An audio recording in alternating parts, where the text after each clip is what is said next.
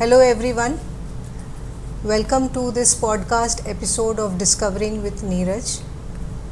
मैं हूँ स्मिता श्रीवास्तव और आज मैं आपको मिलवाती हूँ एक बहुत ही वर्सेटाइल और energetic character and author doctor Neeraj Srivastava. इन्होंने डैगर्स ऑफ ट्रीजन एक हिस्टोरिकल नॉवेल लिखी थी 2016 में, जिसको कई सारे अवार्ड मिले। सबसे पहला अवार्ड था बेवर्ली हिल्स बुक अवार्ड, इसमें 2016 में ये विनर थे। लंदन बुक फेस्टिवल में 2017 में इन्होंने अवार्ड जीता। ब्रिटिश पार्लियामेंट में एक्सीलेंस इन राइटिंग अवार्ड मिला था 2019 में। इसके अलावा आर्ट इंटरनेशनल अवार्ड इनको मिल चुके हैं for this book daggers of treason. Daggers of treason एक हिस्टोरिकल नॉवेल है with fact with fiction both. So आइए हम आपको इनसे मिलवाते हैं और इन्हीं से बातचीत करते हैं किताब के बारे में। सबसे पहले तो आप प्लीज़ किताब दिखाइए कि कौन सी किताबें हैं। This is daggers of treason. Namaste. As Smita has said, I am Dr. Neeraj Srivastava, the author of this book, Daggers of Treason. ये थर्ड एडिशन है इस किताब का and this has been printed by New Voice Press and is being exclusively distributed पूरे दुनिया में by Simon and Schuster. So जैसे स्मिता ने कहा, this is a story of the Mughals and basically Shahjahan पे केंद्रित है ये। पर आप तो मैनेजमेंट स्कॉलर हैं, पर आपने हिस्ट्री पे कैसे लिखा, और वो भी शाहजहाँ? इसकी भी कोई स्टोरी है? इसकी बहुत लंबी स्टोरी है और as yes I have a doctorate in management. I am a management scholar और हिस्ट्री मैंने वहीं तक पढ़ी थी जहाँ तक स्कूल में सबको पढ़ाई जाती है, क्लास 10th तक। But then I fell sick and during my recuperation my wife Smita, who is besides me today, so she was the one जो हमारा रिक्यूपरेशन का पीरियड था उसमें she inspired me to write कि आप अच्छा लिखते हैं, so why don't you write। यहीं से मेरी कहानी शुरुआत हुई एज एन ऑथर। और मुग़लों से पे मैंने क्यों लिखा, शाहजहाँ पे मैंने क्यों लिखा, इसका तो मेरे ख्याल से कई जन्मों का रिश्ता है। Because I consider myself to be a reborn Mughal. मैं किसी जन्म में मुग़ल ज़रूर था, चाहे मैं वहाँ का मसालची हूँ, चाहे मैं वहाँ का खानसामा हूँ, या मैं वहाँ का लड़ाकू वॉर लॉर्ड हूँ, but I was a Mughal. And हम सबसे कहते हैं कि मेरा पास्ट लाइफ रिग्रेशन करा दें जिससे कि ये एविडेंस्ड हो जाएगा, बट आज के ज़माने में कोई चाहता नहीं है कि मेरी पास्ट लाइफ रिग्रेशन हो। तो आपको क्यों लगता है कि आप पिछले जन्म में मुग़ल थे?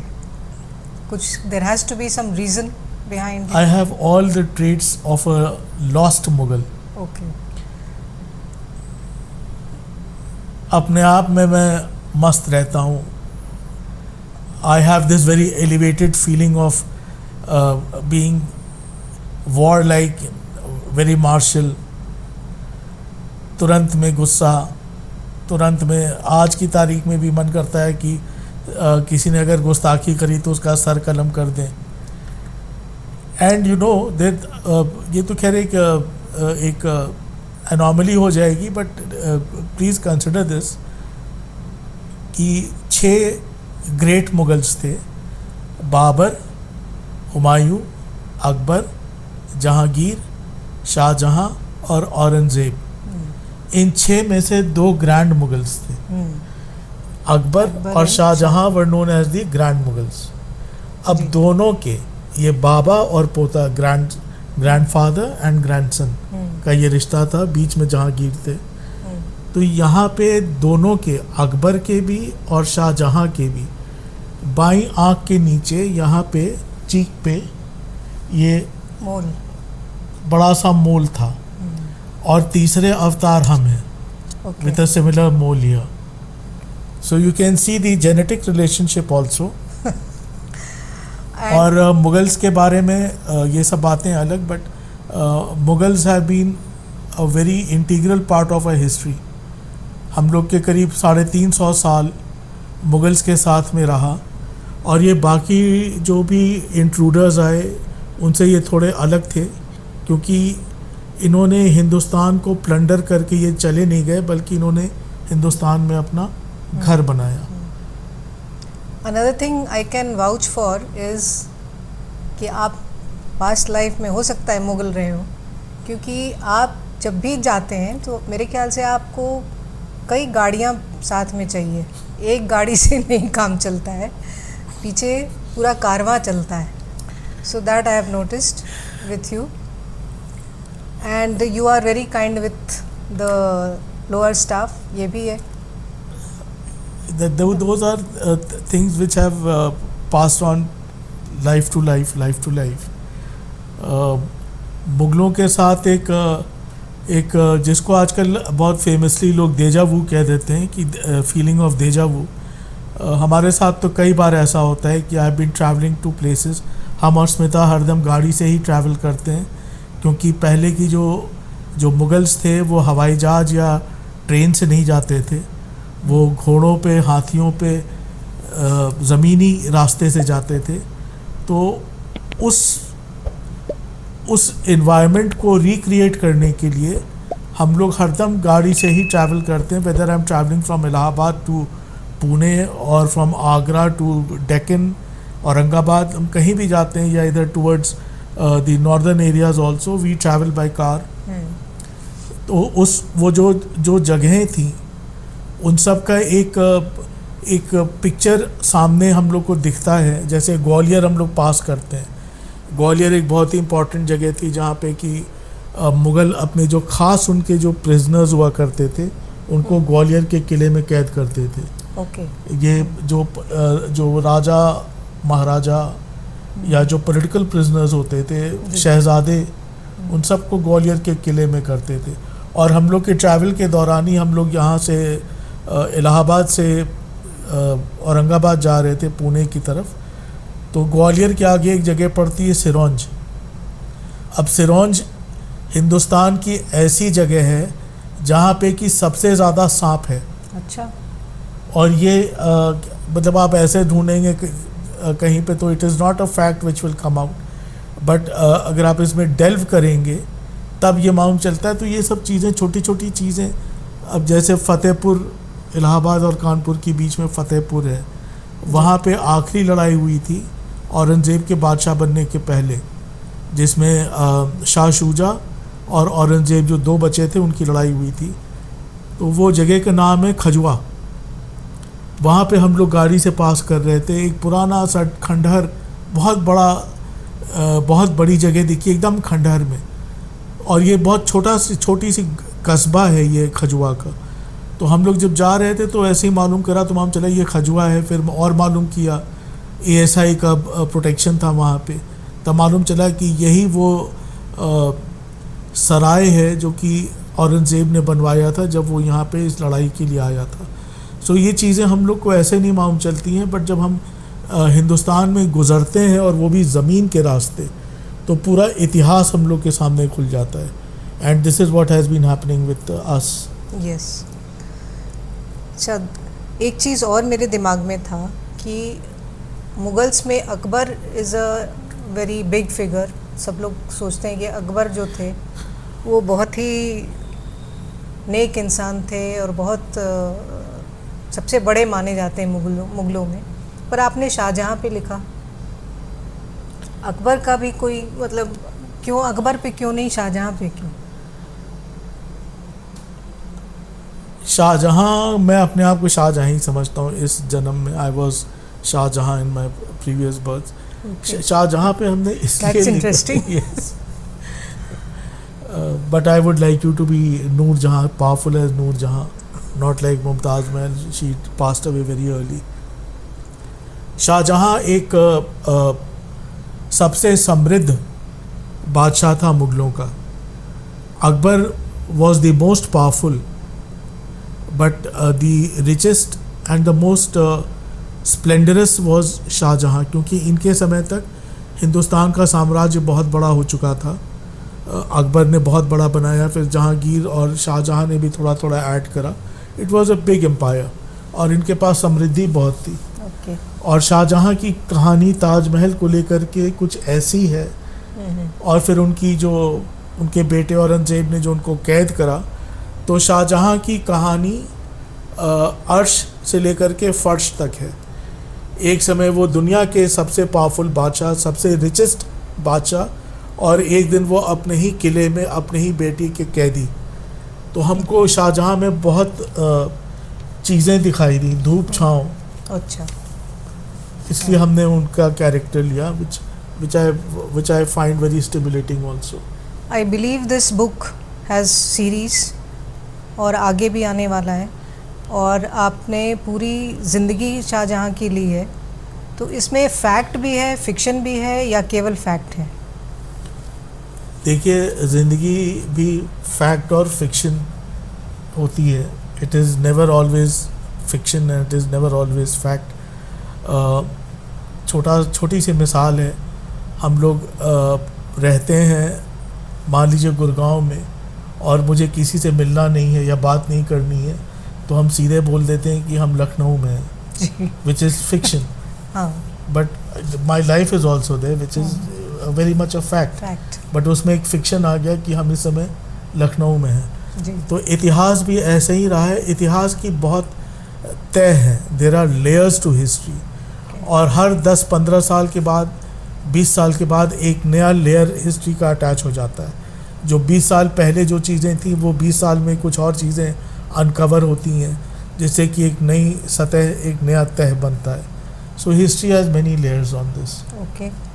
तो आप की जो ये किताब है डैगर्स ऑफ ट्रीजन, ये अवार्ड तो बहुत इसने जीता है, तो इसमें आपने कुछ ऐसा कुछ बताया है जो हम लोग नहीं जानते हो, जो हिस्ट्री में हम लोगों ने पढ़ा है? आई मिस्ड अ पॉइंट जो आपने पूछा था स्मिता। ये actually daggers of treason is Shahjahan पे लिखी हुई 4 किताबों की श्रृंखला है। जो पहला टाइटल है that is daggers of treason, which is this book printed by New Voice Press and distributed by Simon and Schuster. ये पहली किताब है। जो सेकंड इसकी सीक्वल है that is the Jhelum betrayal, वो इस साल अक्टूबर में आ जाएगी 2025 में। थर्ड किताब जो है वो है एम्परर बाय डिसीट, वो मेरे ख्याल से 2026 के मिड में आनी चाहिए। और जो आखिरी किताब है श्रृंखला की that is the Mughal mirage, वो आएगी आपके 2026 के एंड में। तो जैसे इन्होंने कहा कि ये शाहजहाँ की पूरी जीवनी है, तो इस श्रृंखला की शुरू होती है डैगर्स ऑफ ट्रीजन से, जब शाहजहाँ पैदा होते हैं 1592 में अपने ग्रैंडफादर अकबर के समय में। तो पहली किताब है 1592 से लेकर के 1605, जब अकबर ख़त्म होते हैं, उनका इंतकाल होता है। सेकंड जो है the Jhelum betrayal, that is when his father Jahangir was the बादशाह, तो ये किताब है 1605 से 1627 तक। जो थर्ड किताब है द एम्परर बाय डिसीट, वो शाहजहाँ की अपनी बादशाहत है, जब शाहजहाँ खुद बादशाह थे। So that is from 1627 to 1658। और जो आखिरी किताब है द मुग़ल मिराज, वो 1658 से लेकर के 1666 या जहाँ तक भी आप समझना चाहें, जब ये अपने बेटे औरंगजेब के कैदी थे और फिर उनका इंतकाल होता है। सो this is how the story goes. Very interesting. But हम लोग ये चीज़ भी जानना चाहेंगे कि कोई ऐसा फैक्ट है जो हम लोग हिस्ट्री में नहीं पढ़े हों, जो आपने रिसर्च इतना किया है इस पे, तो कुछ तो फैक्ट होगा जो कि आम हिस्ट्री में नहीं है। जी, जो सबसे बड़ी गलत फहमी है जी मुग़ल हिस्ट्री को लेकर के, वो ये धारणा है कि जोधाबाई अकबर की वाइफ थी। ओके। और जोधाबाई को अकबर की वाइफ मानते हुए तमाम पिक्चर्स बन गई, पिक्चर्स भी मुग़ल आज़म बन गई, जोधा अकबर बन गई। और हिस्ट्री में और आम जनता में भी, आवाम में यही है कि जोधाबाई अकबर की वाइफ थी। ये गलत है। अच्छा। जोधाबाई उनके बेटे सलीम की वाइफ थी, मतलब अकबर की वो बहू थी। और आपको ये मैं बताता हूँ कि ये गलती हुई कैसे। एक ब्रिटिश सोल्जर हिस्टोरियन थे पहले, जी कर्नल जेम्स टॉड। उनकी एक बहुत ही फेमस किताब है annals and antiquities of Rajasthan. जी ये 2 वॉल्यूम की किताब है। जी तो इन्होंने जब इसको लिखा तो इन्होंने गलती से, क्योंकि ये ब्रिटिश सोल्जर भी थे, हिस्टोरियन भी थे, ओके और इन लोगों को आदत नहीं थी, अंग्रेज़ों के पास 300-400 रानियां नहीं होती थी, इनके पास एक या 2 ही संभाल लें जी तो बहुत है। होता था। तो यहाँ पे ये इतने कंफ्यूज हो गए कि अकबर की 300 रानियाँ, जहांगीर की 500 रानियाँ, कि इन्होंने गलती से अपनी किताब में लिख दिया annals and antiquities of Rajasthan में वॉल्यूम 2 में जी कि Akbar married into the house of Jodhpur, जबकि Akbar had married into the house of Amer. और जो आमेर की जो प्रिंसेस थी ओके वो अकबर की वाइफ थी। अच्छा और जहांगीर की शादी हुई थी into the house of Jodhpur. और जो जिनको हम लोग गोसाई मानते हैं, कुंवर गोसाई जिनके नाम से, जी वो जोधाबाई थी। और जोधाबाई का मतलब क्या होता है? जो जोधपुर की जो बहन हो या वहाँ की जो मेडन हो, ओके कुंवारी हो, उनको बाई कहते हैं। तो Jodha Bai was sister from Jodhpur. Okay और इनके जो फादर थे जोधाबाई के, वो राजा उदय सिंह थे, बहुत ही मोटे थे, मोटा राजा जिनको कि अकबर के वो समधी हुए। अकबर उनको मोटा राजा के नाम से बुलाते थे। और अगर आप जयपुर पैलेस में जाएंगी जी तो राजा उदय सिंह के ट्राउजर्स हैं वहाँ पे डिस्प्ले पे हैं, जी और मेरे ख्याल से इस एंड से लेकर के इस एंड तक हैं। जी जी तो उनके आप गर्थ का और उनके मोटापे का आप अंदाज लगा सकती हैं। So this is a very common mistake which is widely accepted as history कि जोधाबाई अकबर की वाइफ थी। जोधाबाई अकबर की वाइफ नहीं थी, उनकी बहू थी। इस पे बहुत लोगों ने बहस भी की है कि जो बहस हो जाती है, लोगों से मेरी लड़ाई हो जाती है। ओके और इसकी जो 1920 का जो एडिशन है जी annals and antiquities of Rajasthan में, उस समय जो एडिटर थे उसके विलियम क्रुक नाम था उनका, CROOKE। विलियम क्रुक ने जो जहाँ एराटा दिया जाता है, गलतियाँ मानी जाती हैं, जी वहाँ पे उन्होंने उस किताब में लिखा है कि by mistake Jodhabai has been shown as the wife of Akbar, she is the wife of Jahangir. So people don't go into much into deep into history, इसीलिए ये सब गलतियाँ होती हैं। और हम लोग उस गलत इतिहास को लिखते भी हैं, पढ़ते भी हैं, और अभी तक तो हम लोग यही पढ़ते आ रहे थे और अपने मानस में रखते भी हैं। सही बात है। सो आज के लिए इतना ही है। अब नेक्स्ट एपिसोड में हम और तथ्य, फैक्ट्स, फिक्शन क्या है क्या नहीं है ये लेके आएंगे। Thank you so much for watching. Thank you so much.